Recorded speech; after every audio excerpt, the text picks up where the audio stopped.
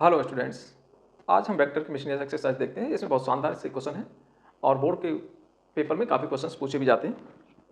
बहुत शानदार एक्सरसाइज है, देखते हैं इसके क्वेश्चंस देखते हैं। देखो फर्स्ट क्वेश्चन देखते हैं। Write down a unit vector in x y plane making an angle of 30 degree with the positive direction of x axis. यानी एक्स एक्सिस के पॉजिटिव डायरेक्शन से 30 डिग्री के एंगल पर है और एक्स वाई प्लेन में है। तो इसमें एक्स और वाई प्लेन और एक यूनिट वेक्टर लिखना है आपको। क्या लिखना है? यूनिट वेक्टर लिखना है। Write down the unit vector in x y plane. अब अपने को वेक्टर लिखना है, यानी ये ओ पी वेक्टर लिखना है। ओ पी वेक्टर हम कैसे लिखेंगे? यहाँ से हम चलेंगे ये वाला डिस्टेंस आई कैप और ये ओ पी वेक्टर इस तरह से लिख देंगे। ये डिस्टेंस हो गई ओ M I cap x direction में, प्लस ये डिस्टेंस हो गई एम पी जे डायरेक्शन में।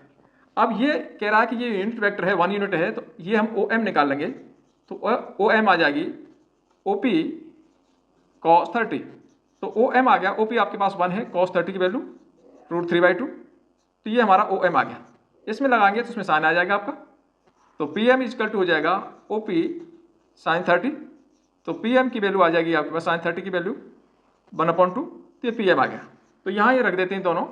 तो O P is equal to O M आ गया √3/2 आई कैप प्लस ये वैल्यू 1/2 आ गई 1/2 जे कैप। तो ये हमारा ओ पी वेक्टर हो गया जो एक्स एक्सिस के साथ 30 डिग्री एंगल बना रहा है और एक्स वाई प्लेन में। इसमें जेड तो है ही नहीं। नेक्स्ट क्वेश्चन देखें।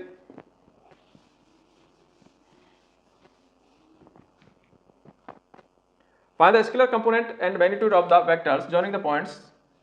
2 पॉइंट दे रखे हैं, इस स्केलर और कंपोनेंट बताने हैं और मैग्नीट्यूड बताना है।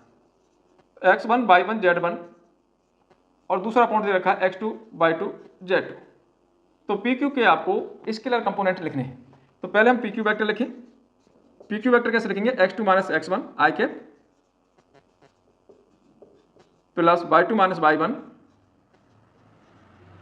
जे कैप प्लस z2 - z1 के कैप। ये माइनस हो गया। तो स्केलर कंपोनेंट कौन से हैं? स्केलर कंपोनेंट है आई जे और के कोफिशिएंट, यानी x2 - x1 y2 - y1 और z2 - z1। ये हमारे स्केलर कंपोनेंट है। इसका मैग्नीट्यूड बताना है तो PQ का मैग्नीट्यूड बोल दो। मैग्नीट्यूड क्या होगा? x कोफिशिएंट का स्क्वायर, x का कोफिशिएंट है x2 - x1 का whole square plus y2 - y1 का whole square plus z2 - z1 का होल स्क्वायर। तो ये हमारा मैग्नीट्यूड हो गया, PQ का मैग्नीट्यूड हो गया। तो इस तरह से हम स्केलर कंपोनेंट और मैग्नीट्यूड निकाल लेंगे। नेक्स्ट क्वेश्चन देखें। A girl walked 4 kilometers towards east, then she walks 3 kilometers in direction of 30 degree east of north. Pun and stop। और वहां जाके रुक गई। Determine the girl's displacement from the initial point। Initial point से कितना चली? Starting में यहाँ थी गर्ल, 4 किलोमीटर यहाँ तक आई, ये 4 किलोमीटर। इसके बाद इस नॉर्थ से 30 degree east of north 30 degree पर ये 3 किलोमीटर चली इधर, ओ से पी पर, पी से क्यू पर। अब इनिशियल पॉइंट से कितने डिस्टेंस पे पहुंच गए, ये ओ क्यू वेक्टर निकालना है और उसका मैग्नीट्यूड निकालना है। तो हम क्या करेंगे? यहाँ से परपेंडिकुलर डाल देते हैं। अपने को ये डिस्टेंस चाहिए और ये डिस्टेंस चाहिए, 2 डिस्टेंस चाहिए। ये इधर 30 बना रहा है तो यहाँ से 60 बना रहा है। तो हम क्या करेंगे? ये डिस्टेंस निकाल लेंगे पी एम और 4 में से माइनस कर दें तो ये डिस्टेंस आ जाएगी। और इस ट्राइंगल से हम ये डिस्टेंस निकाल देंगे। तो पहले हम ये वाला ट्राइंगल लगा देते हैं। इस ट्राइंगल में आपका कॉस लग जाएगा और ये पी एम डिस्टेंस आ जाएगा। तो पी एम इजकल टू आ जाएगा आपके पास में 3, ये 3 किलोमीटर है, 3 cos 60। तो पी एम की जो वैल्यू आ गई 3 cos 60 की वैल्यू 1/2 आ गई। अपने को चाहिए ओ एम। तो ओ एम कैसे आ जाएगा? ओ एम ये 4 है, 4 में से 3/2 गया तो ये 5/2 रहेगा। ओ एम आ गया। इसके बाद हम ये वाला ट्राइंगल लेंगे, इसी में ये वाला क्यू एम निकालना है तो साइन आ जाएगा। तो क्यू एम कैसे निकालेंगे? तो 3 sin 60। तो क्यू एम इजकल टू आ गया 3 sin 60 की वैल्यू √3/2। तो ये क्यू एम आ गया। अपने को चाहिए O Q. O Q vector हम कैसे लिखेंगे? इस साइड में आप चले O M distance minus O M I cap negative होगा और इधर चले जे कैप। तो कितना चले अपन? P M Q J cap. तो ये हो गया आपका -5/2 आई कैप प्लस 3/2, ये वैल्यू निकाल ली हमने जे कैप। तो ये हमारा ओ क्यू वेक्टर आ गया। अब इसका डिस्टेंस कितना होगा, इसका हम मैग्नीट्यूड निकाल देंगे। इसका स्क्वायर करें तो 25/4, इसका स्क्वायर करें तो 27/4। तो ओ क्यू वेक्टर आ गया, का मैग्नीट्यूड आ गया, ये हो गया 52/4। इससे कैंसिल हो जाएगा 13 टाइम्स, तो √30। ये इसका इनिशियल पॉइंट से क्यू पॉइंट की डिस्टेंस आ गई। If A is equal to B plus C, vector A is equal to दे रखा है vector B plus vector C, then is it true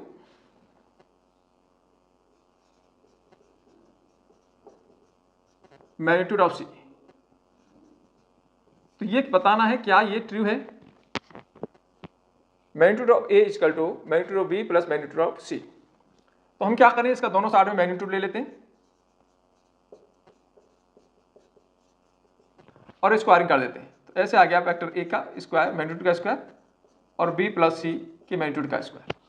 इसको हम ऐसे ले सकते हैं बी प्लस सी का डॉट बी प्लस सी से,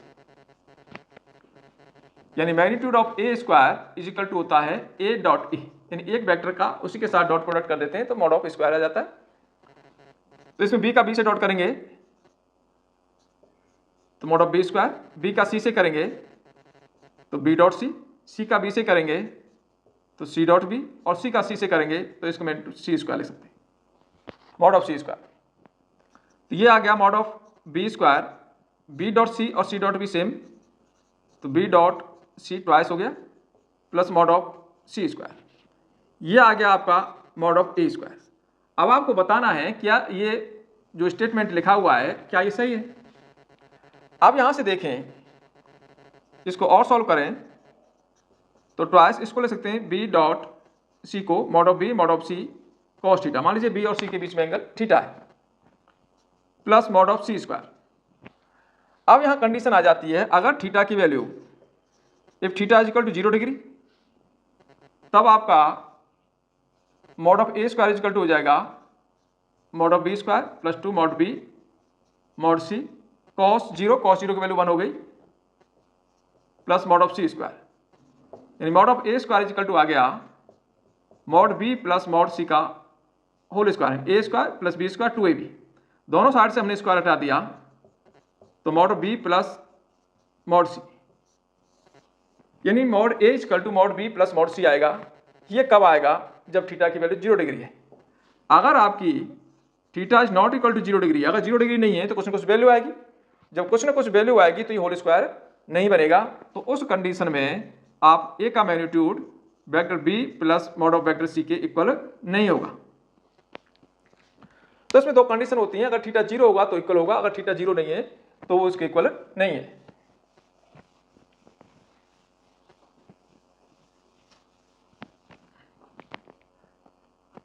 Find the value of x for which the x I cap plus j cap plus k cap is a unit vector। x की value निकालनी है, फाइंड x, और ये कह रहा है x I cap plus j cap plus k cap unit vector है। Unit vector है कि ये दे रखा है कि यूनिट वेक्टर है, यानी इसका हम मैग्नीट्यूड निकालें तो 1 आएगा। तो इसका मैग्नीट्यूड निकाल देते हैं, मल्टीप्लाई कर देता हूं x I cap plus x j cap plus x के कैप का मैग्नीट्यूड इक्वल टू 1, ये गिवन है, इसका मैग्नीट्यूड 1 है। मैग्नीट्यूड निकाल दे X square plus X square I J के कोफिशिएंट का स्क्वायर कर दिया इक्वल टू 1। तो ये अंडर रूट में आ गया 3x स्क्वायर इक्वल टू 1, तो ये हो गया √3x इक्वल टू 1, तो x की वैल्यू आ गई 1/√3। केवल लैंग्वेज बेस्ड क्वेश्चन है, 1 मार्क्स क्वेश्चन में ये आता है।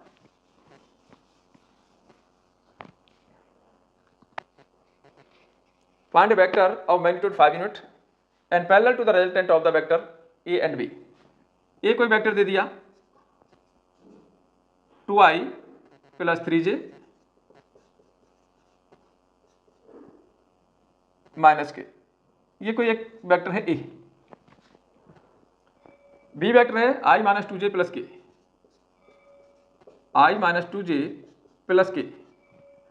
अब एक ऐसा वेक्टर लिखना है, find the vector magnitude 5 unit, जिसका मैग्नीट्यूड 5 यूनिट हो और parallel to resultant of the vector this, और इन दोनों के रिजल्टेंट के बराबर हो। तो मान लिया इनका रिजल्टेंट सी है, let resultant of a and b vector is c मान लिया।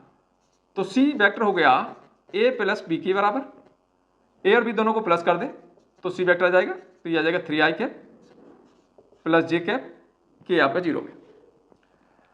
अब आपको एक यूनिट वेक्टर निकालना है इस रिजल्टेंट के पैरेलल जो 5 यूनिट का हो, तो पहले हम उसका यूनिट वेक्टर निकाल दें। तो सी का हम मैग्नीट्यूड निकालेंगे √9 + 1 यानी √10। अब सी का यूनिट वेक्टर निकाल दिया, C vector upon magnitude of C vector. तो सी वेक्टर कितना था 3i + j और मैग्नीट्यूड है √10। तो ये आपका आ गया 1 यूनिट का सी वेक्टर। आपको चाहिए 5 यूनिट का, तो हो जाएगा 5c कैप। तो 5c कैप कितना आएगा, 5 से मल्टीप्लाई कर दें 3i cap plus j upon √10। इसको आप ज़्यादा करें तो रेशनलाइज कर सकते हैं, √10 से मल्टीप्लाई कर दिया, नीचे 10 हो जाएगा, 2 टाइम्स कैंसिल हो जाएगा ये। तो 5c कैप इक्वल टू आ गया 1/2 और यहाँ √10 से मल्टीप्लाई करेंगे तो 3√10i cap plus √10j cap. और ज़्यादा करें तो इसको मल्टीप्लाई कर देते हैं हम 3√10 upon 2i cap plus √10/2 j cap. ये हमारा जो वेक्टर है जिसका मैग्नीट्यूड 5 यूनिट है। तो पहले हमने क्या किया, रिजल्टेंट निकाल दिया, दोनों को सम करके रिजल्ट निकाल दिया, फिर इसका यूनिट वेक्टर निकाल दिया जिसका मैग्नीट्यूड 1 है। आपको 5 यूनिट का चाहिए, इसको हमने 5 से मल्टीप्लाई कर दिया और रेशनलाइज कर दिया।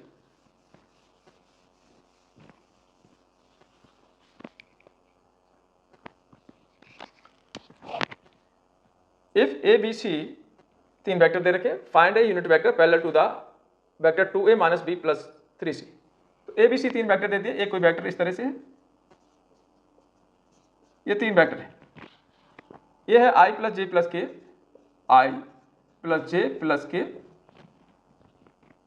बी वेक्टर है 2i - j + 4k, 2i - j + 4k, और सी है i - 2j + k, i - 2j + k। ये 3 वेक्टर है। Find a unit vector parallel to the vector this. अब एक यूनिट वेक्टर निकालना है, वो किसके पैरेलल है, इस वेक्टर के पैरेलल है, 2a - b + 3c के पैरेलल है। इसके पैरेलल एक यूनिट वेक्टर निकालना है, तो इसको हम मान लेते हैं इक्वल टू p वेक्टर मान लेते हैं।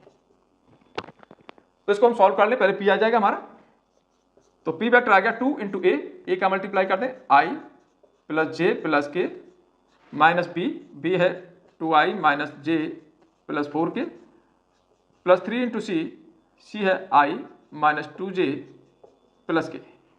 तो देखो 2i यहाँ से आ गया और माइनस का 2i यहाँ से आ गया, 3i यहाँ से आ गया, तो 2i से 2i चला जाएगा, यहाँ से 3i बचेगा केवल। ये 2j आएगा, यहाँ से आपका प्लस j आएगा तो 3j हो गया, और यहाँ से आपके पास 6j आएगा माइनस का, तो माइनस का 3j बच गया। k देखिए 2k यहाँ से आएगा और माइनस का 4k यहाँ से आएगा, तो माइनस का 2k बच गया, और यहाँ से 3k आएगा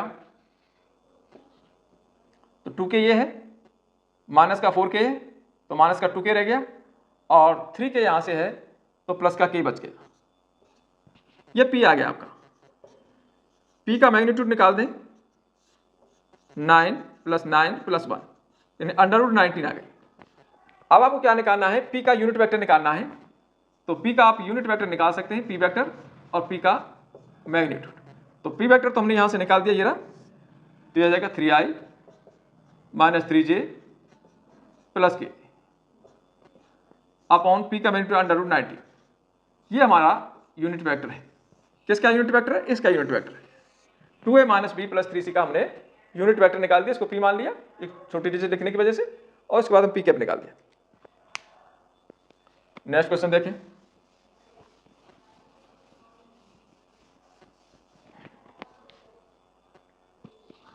So that the points a, b, c are collinear and find the ratio in b divides ac। a, b, c 3 point दे रखे, 1 -2 -8, b दे रखा 5 0 -2, और c गिवन है 11 3 7। इस तरह से अब यह बताना है कि इसका रेशियो क्या होगा, यानी ए सी को बी किस जगह पे काटेगा, ये ए है ये सी है, ये हमारा ये है, इसको वेक्टर फॉर्म लिखेंगे तो ये जगह आई माइनस 2j माइनस 8 की, और इसको वेक्टर में लिखेंगे तो 11i प्लस 3j प्लस 7 के, और ये बी पॉइंट इसको मान लीजिए कि लैम्डा इस टू 1 के रेशो में काट रहा है। बी को वेक्टर फॉर्म लिखेंगे तो ये जगह 5i प्लस 0j माइनस 2 के। अब बी हम कैसे निकालेंगे, सेक्शन फॉर्मूला से, इसका मल्टीप्लाई इधर, इसका मल्टीप्लाई इधर। तो बी के कोऑर्डिनेट, बी का पोजीशन वेक्टर कैसे आएगा, position vector of P B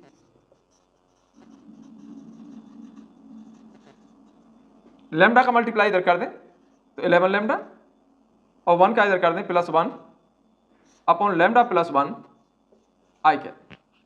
J वाले में करेंगे तो plus 3 lambda minus 2 upon lambda plus 1 into J cap. K वाले में करेंगे तो 7 लैम्डा, 1 का करेंगे minus 8 upon lambda plus 1 into के कैप।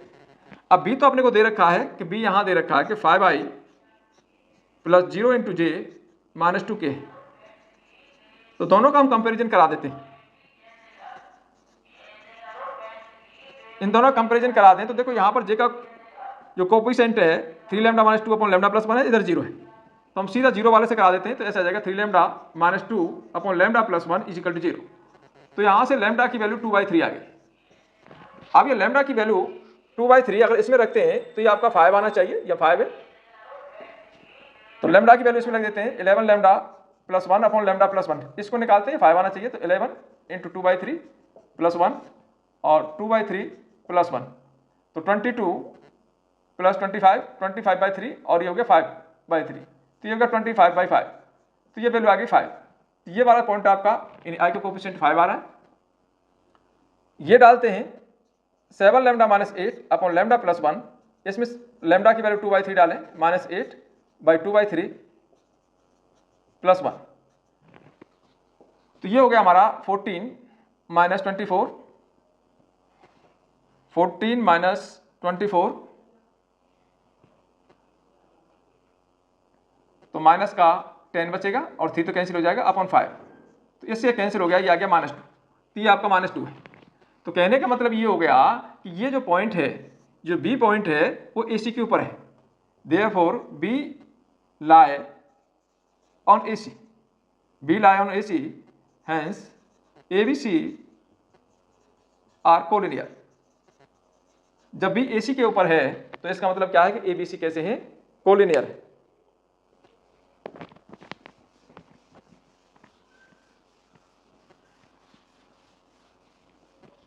नेक्स्ट क्वेश्चन देखें।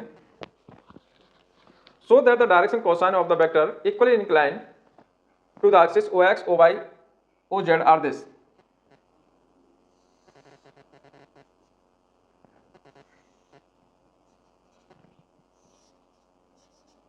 ये ओ हो गया। Direction cosine of the vector, कोई वेक्टर है इस तरह से, ओपी वेक्टर है, और ये कह रहा है कि एक्स एक्सिस के साथ एंगल बना रहा है, वाई एक्सिस के कुछ साथ एंगल बना रहा है और जेड एक्सिस के साथ कुछ एंगल बना रहा है। तो ये कह रहा है कि जो एंगल जो बना रहा है वो इक्वली इंक्लाइंड है, यानी अल्फा बीटा गामा तीनों ही इक्वल है। तो इसका मतलब ये हो गया कि कॉस अल्फा, कॉस बीटा और कॉस गामा भी इक्वल होंगे, कॉस लगा दिया, तो इसको हम बोलते हैं एल, इसको बोलते हैं एम और इसको बोलते हैं एन, तो एल एम एन भी इक्वल होंगे। अब डायरेक्शन कोसाइन का एक कंडीशन होता है कि l square plus m square plus n square equal to 1 होता है हमेशा। तो सबकी जगह मैं एन लिख दूं तो l square plus l square plus l square equal to 1, तो 3l स्क्वायर इक्वल टू 1, तो एल की वैल्यू 1/√3 आ गई।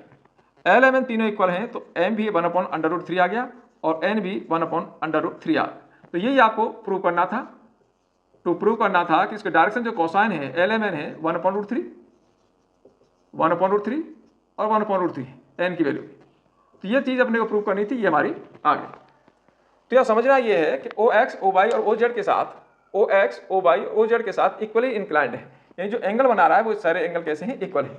और डायरेक्शन कोसाइन की बात कर रहा है इसलिए हमने इसको डायरेक्शन कोसाइन बना दिया, कॉस ले लिया सबका, तो एल एम एन इक्वल आ गया। और एल एम एन का एक कंडीशन, विशेष कंडीशन होता है कि l square plus m square plus n square equal to 1 होता है, ये हमेशा ही होता है।